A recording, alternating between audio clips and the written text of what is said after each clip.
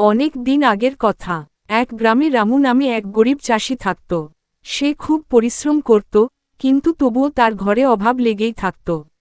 ছেলে পুরুষ চাষি কৃষক রামু চাষি হতাশভাবে, হায় রে, সারাদিন পরিশ্রম করেও কিছুই জমাতে পারি না। একদিন রামুর মুরগি একটা সোনার ডিম পারল। ডিমটা দেখে রামুর চোখ জ্বলে উঠল।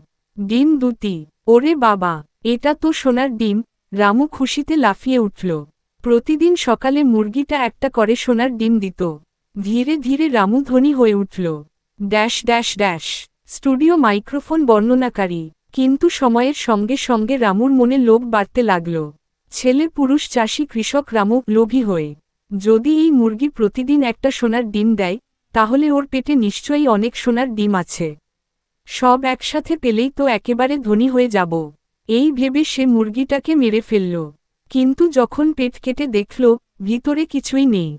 হতাশ মুখ। Dash dash dash. Studio microphone বর্ণনাকারী দুঃখ ভরে। রামুর লোভ তার সব সুখ কেড়ে নিল। এখন তার কাছে না মুরগি আছে, না সোনার ডিম। ছেলে পুরুষ চাষি কৃষক রামু পশ্চাতাপ করে।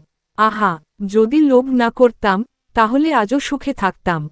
Dash dash dash. উজ্জ্বল তারা নীতিকথা, মোরাল অফ দ্য স্টোরি।